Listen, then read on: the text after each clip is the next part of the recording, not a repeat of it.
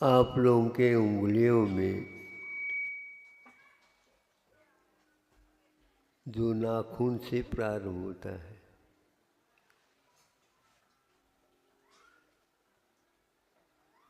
भीतर खून है और आपकी यदि मान लो चिकित्सा करना है, वैद्य लोग उंगली दिखाओ देकर तो सब उंगलियों को देख लेता है, किंतु उंगलियों में खून कितना है इसकी पहचान करना उसको आवश्यक है। तो फिर वह नाखून दिखाओ। जब नाखून दिखाता है, ठीक है, खून की अति कमी है, तो मरीज बोलता है, नाखून ही बता रहा है कि मेरे पास खून नहीं है। नाखून ही बता रहा है मेरे पास खून नहीं है, और मुझे देख करके आप भीतर जो है खून के अनुमान कैसे कर रहे हो? हमारी चिकित्सा आप कैसे कर सकोगे? तो उन्होंने कहा, हाँ बिल्कुल ठीक कह रहे हैं, इसमें कोई संदेह नहीं। साहूकार वगैरह को सुख तो होता है, गरीबों को देखने से होता है। गरीबों को देखने से होता है। और गरीब क्या सोचता है?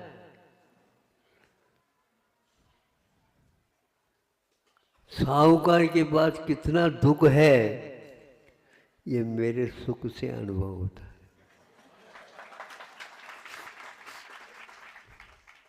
हम ही अच्छे, बुंदेलखंड में ये लोग फ्राई करके बोलते हम ही अच्छे, हम अच्छे नहीं।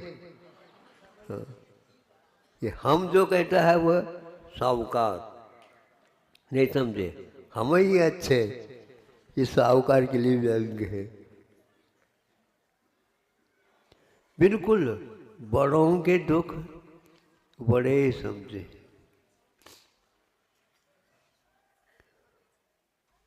साहूकार भले ही मान लेता है कि यह गरीब है, बड़ा दुखी है, इसके लिए कुछ सहयोग देना चाहिए। आप सहयोग दे करके यदि हमारी बात सबके सामने रखोगे तो आपसे हम दूर रहना चाहते हैं। स्वावलंबन जीवन, सुखमय शांतिमय शाश्वत जीवन। बर्तन बंदाग नंटर मांगेले शेर भारत। क्या सुना? गरीब हो आप लोग, भाषा सीखो तो आनंद आएगा। महाराज इसका क्या अर्थ होता है? शब्द सुन लिया, अर्थ निकालो। क्या समझे? शब्द में अर्थ है, शब्द में अर्थ नहीं रहता महाराज, नहीं तो शास्त्र बोलने लग जाए अपने आप। सत्यम नानम न हवति जम्मा, शास्त्र ज्ञान नहीं है, क्योंकि सत्यम न ज्ञान ये किंची, शास्त्र कुछ भी नहीं जानता। जानन हारा कौन है? तो आचार्य कहते हैं शब्द नहीं, शास्त्र नहीं, किंतु आत्मा में अर्थ रहता है तो उससे ही उसे ज्ञान होता है। शब्द मित्र आवश्यक है। इसी प्रकार वेद कहते हैं खून देखने के लिए नाखून देखना आवश्यक है।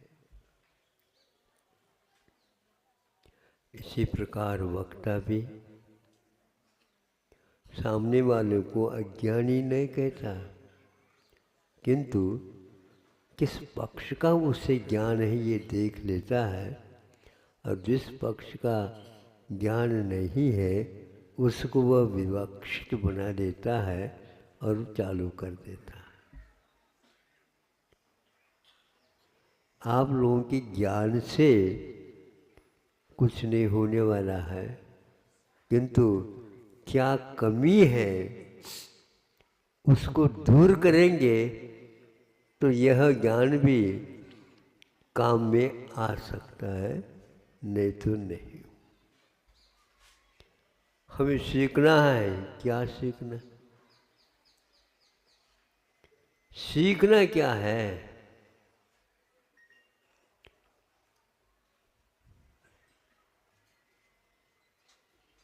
सीखने के उपरांत भी शिकायत आती है।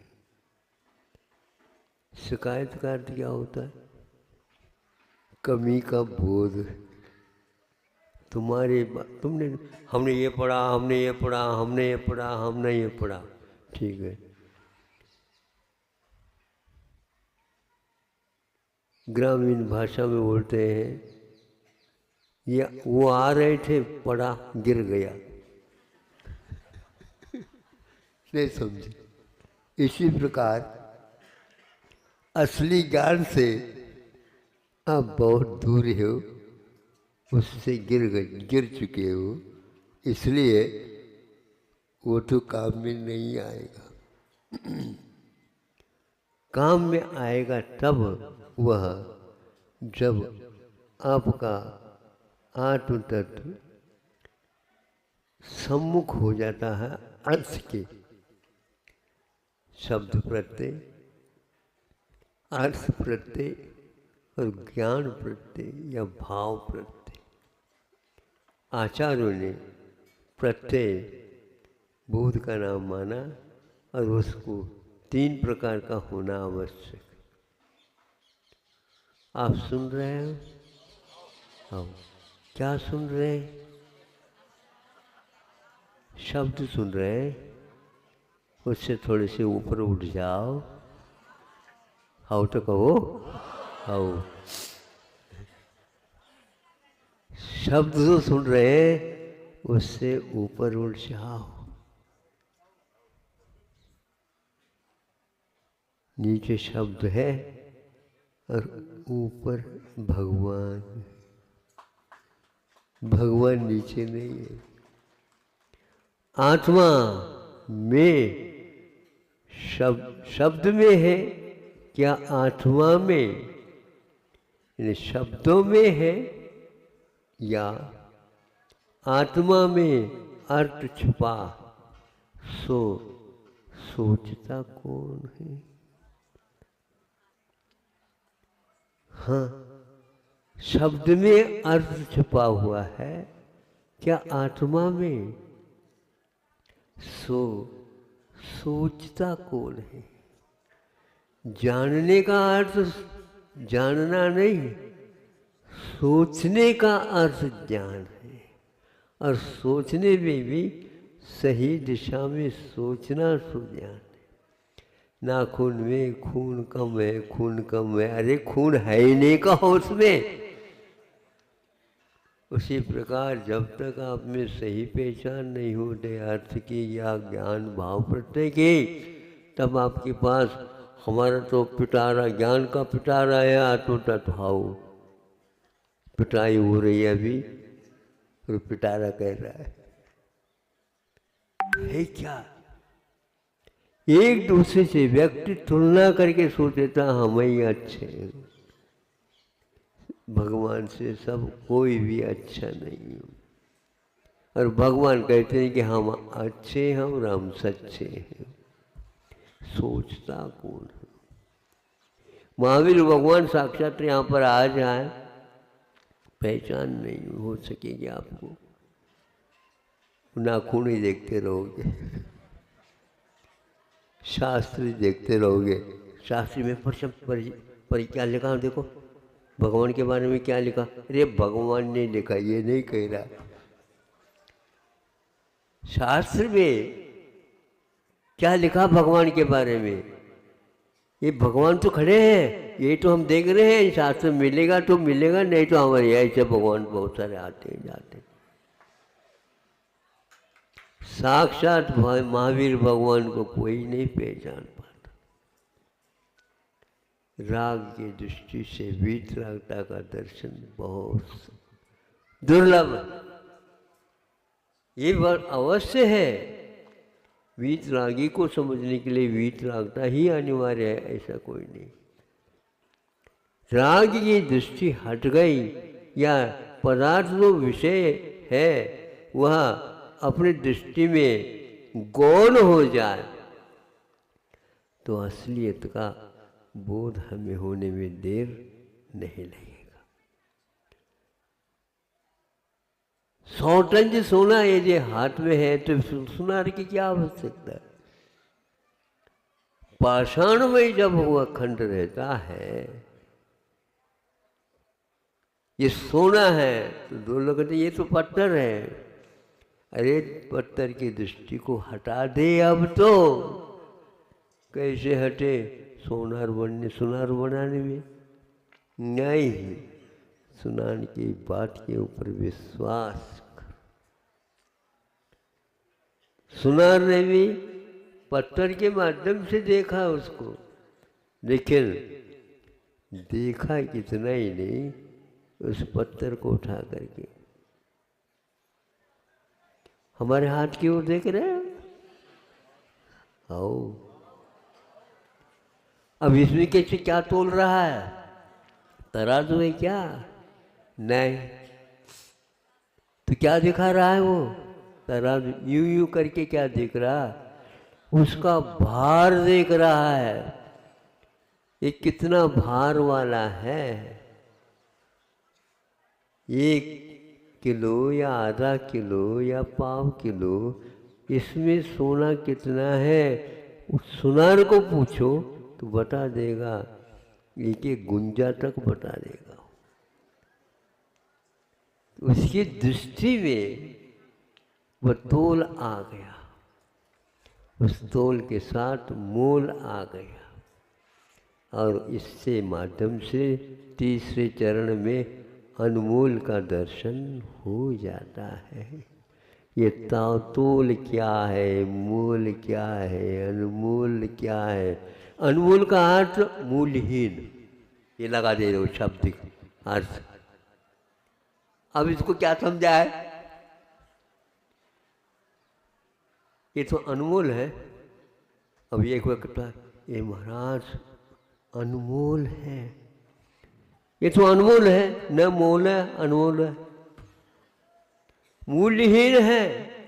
हाँ बिल्कुल, महावीर भगवान का भी मूल्य नहीं, इसलिए अनर्घ पद पापता ये अर्घम निरूपामीति स्वाहा। आप लोग पूजन करते हैं, बहुत अर्थ अच्छे अच्छे निकल जाते, आपके पास हो या ना हो, खूब भक्ति के साथ बोलते रहते हो, लेकिन अर्थ की वो तो देखो तो। अनमोल का अर्थ क्या होता है? अनर्घ का अर्थ होता है अर्घ नहीं, अर्घ में मूल्य होता है। बिल्कुल उसका मूल्य क्या है ये बताने वाला संसार में कोई भी नहीं है। इसलिए शब्द की ओर देखो तो सही, लेकिन कानों से सुनो। अब कानों में सुनने वाला कौन होते? कानों से सुनने वाला असंगी पंचेंद्रिय भी होता है। आप असंगी है कि संगी? संगी, अच्छा। ऐसे टोन के साथ क्यों बोल रहे हो? सामने वाला व्यक्ति आपकी टोन को समझेगा नहीं, क्योंकि वो असंगी है और आप संगी हो। इसलिए आपका ज्ञान का मूल्य पढ़ा लिखा सीखा हुआ नहीं कर सकता। इसलिए उस सभा में उसको दिखाओ नहीं। बाइबल करुद्दल्ले रूपिण वस्तुवत्योरभारत। महाराज ये और दूसरी पंक्ति आपने कह दी, पहले तो थी, उसका अर्थ ही नहीं मालूम पड़ा। इसमें क्या लिखा, उसका क्या अर्थ था? उसका अर्थ ये था, गरीबी की दशा में कभी भी स्वाश्रितपनों को छोड़ करके पर के सामने कछु मिल जाए नहीं, क्योंकि वह आपको और गरीब बना देगा, आपके जीवन में चुभन और होगा। सही समय पर आ गए, नहीं तो आपकी गति बहुत खराब थी, ले लो, एहसान मान लेना। ये मान कौन सा एहसान, क्या होता है? वो कहता है एहसान क्या होता है? आपको बचा दिया, ये एहसान है, हमें नहीं चाहिए। मर जाऊंगा तो भगवान के पास जाऊंगा। नहीं समझे? हाँ, ये विश्वास होना चाहिए।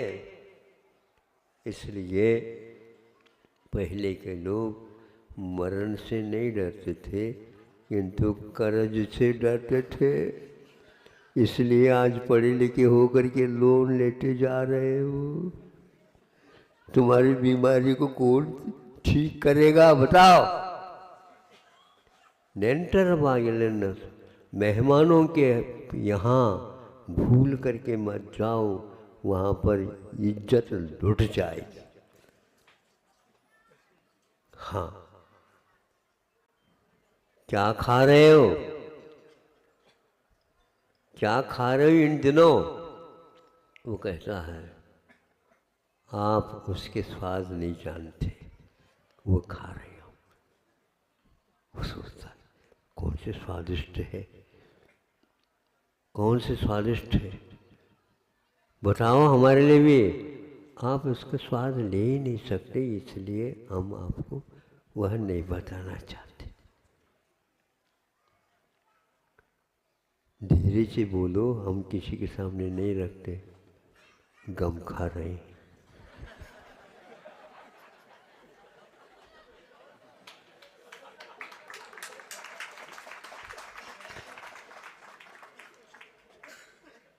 गम खा रहे, हम नहीं खा रहे हैं उसको। आप उसको, अनमोल है, बिल्कुल अनमोल है। आप तो मोल खाते हो, लोन लेकर के खाते हो। हमारा जो गम है वह स्वतः का है। जो स्वतः में जो स्वाद आता है, दुनिया में कहीं भी स्वाद आता नहीं। खाना चाहो आप भी। गम का अर्थ क्या होता है? 22 परिचय, एक नहीं, दो नहीं, तीन नहीं, वैरायटी, विविधता हर एक समय पर पलटता रहता है। असंख्यात गुणी निर्जरा, और निर्जरा के बिना जन्म जरा मृत्यु समाप्त नहीं हो सकती। इसलिए शब्दों में है क्या, या आत्मा में है अर्थ छुपा, सो सोचता कौन है? तो केवल अर्थ को सोच करके अर्थ का संपादन करने वाला अरहत परमेश्वरी अर्थ का संपादक होते हैं, और गंधर्व परमेश्वरी उनके उपासक है। शब्दों का चयन करके हमारे सामने रखते हैं, किंतु सोच विचार के बिना गंधर्व परमेष्टि को भी संतुष्ट नहीं होंगे वो, क्योंकि आप लोग अर्थ की ओर देख नहीं रहे हो। क्या हो, शब्द क्या हुआ ऐसा नहीं कहते, अर्थ क्या हुआ समझ लो। जीवन व्यर्थ चला गया, जीवन व्यर्थ चला गया। यहाँ पर भी अर्थ का अभाव बोध होता है, और व्यर्थ के बाद अर्थहीन हो गया। ये क्या, ये भी उसी का अर्थ बताने वाला। अनर्थ हो गया, पाप आ गया पल्ले में। अब ये बताओ सही अर्थ क्या है? तो आचार्य कहते हैं अर्थ पुरुषार्थी जानेगा। अर्थ को तो जानेगा, वह उसका अर्थ समझ में उसको नहीं आएगा। असंगी भी शब्द सुन रहा है बंधु, किंतु अर्थ का बोध उसे नहीं होगा। और अर्थ का बोध हो गया लेकिन परमार्थ का भाव प्रत्यय नहीं हुआ। तो अभी अभी आ रहे थे चर्चा के दौरान, नियम सार में आचार्य कुंद देव ने कहा है, मासोपवास करना, वनवास जाना, आतापनादि तपना, तन को सुखाना, सिद्धांत का मनन मौन तथा निभाना, ये व्यर्थ है श्रवण के बिन साम्य बाना। ये साम्य कौन से शिखर पर है आप समझो। समताया भाव साम्यम। इसलिए आप लोग अर्थ तो समझ ही गए होंगे, क्योंकि वह समझाने की बात नहीं। भगवान कहते हैं आप समझे आ गया, ऐसे नहीं पूछते। गुरु बहुत अच्छे हैं, आओ, नहीं समझे। इसलिए हमारे यहाँ आचार्य परमेष्ठी, उपाध्याय परमेष्ठी और साधु परमेष्ठी ही खोल करके बताने वाले हैं। नहीं तो भगवान के समूह शरण में भी कोई भी कली कली खोल खोल करके गंधर्व परमेष्ठी को इसलिए रख रखा है। एक तीर्थंकर होते हैं संख्यात गंधर्व परमेष्ठी, संख्यात कहाँ महाराज, पर किन के बताओ हमारे नहीं है तो संख्या में आते वो गंधर्व परमेष्ठी संख्यात होते। और संख्यात कहाँ तक होते, जो आप बैठे हैं सुन सके। एक के बाद मानो उम्र का चली गई, पूर्ण हो गई, तो एक दूसरा एक और नीलांजना होता है ना, एक और नीलांजना भगवान जो है बैठे हैं देखने के लिए, नृत्य देखने के लिए। और एक अंजना नीलांजन की मौत हुई, मृत्यु हो गई, एक दूसरा खिसका देता वो इंद्र। इसी प्रकार समोसरण में भी मान लो जिसका अंत होने वाला है और पूर्व कोटि आयु वाले तीर्थंकर है मान लो, तो अनेक वहाँ पर गंधर्व परमेष्ठी हो सकते हैं। और वो आपके ऊपर दया करके एक एक कली कली एक एक शब्द में से अर्थ देते हैं। वो दांत वाला एकदम गन्ना खा लेगा, लेकिन जो 5-6 महीने का 1-2 साल का बच्चा है तो उसके लिए क्या बनाई देते हाँ, वो कौन बना करके माँ ही देगी। वो स्वयं भी 1-2 खा लेगी और उसको 4-5 खिला देगी। बाकी पिता पिता वो खूब लगे हुए हैं, दांत टूट भी जाए तो भी खा रहे हैं। बच्चे की ओर कोई भी नहीं देख रहा। गंधर्व परमेष्ठी को बार बार नमस्कार करता हूँ। आचार्य परमेष्ठी है गंधर्व परमेष्ठी, उपाध्याय परमेष्ठी है गंधर्व परमेष्ठी, साधु परमेष्ठी है गंधर्व परमेष्ठी। इसलिए भगवान के पास ही वो बैठे रहते हैं। जाओ वहाँ पर बैठना, कसम को कर जा। समोसर में ऐसे कर लो, घुसपैठ के द्वारा घुसना तो घुस सकते। हमारे चौके में तो कई लोग, एक भी दिन ऐसा नहीं जाता जो घुस करके लोग, महाराज इन्होंने तो हमारे लिए घुसने नहीं दिया, हमारी ओर देखते तो हम ही बुला लेते, तुम घुसने के लिए आए हो। हाँ? इसलिए जब तक हम उस व्यक्ति श्रावक ने पड़गा लिया है तो उसका भी तो रक्षा करनी पड़ेगी। ये तो आप मानते ही नहीं, घुस जा तो अब घुसना नहीं और गुस्सा नहीं करना। आपके घुसपैठ को देख करके हमें बहुत जल्दी गुस्सा आता है, लेकिन कर नहीं सकता, ये बात ये हमारी कमजोरी है। आप लोगों का घुसपैठ इतना तेज रहता है, चौके वाले जो मालिक है वही रह जाता है कई बार, समझे कितना संतोष प्राणी।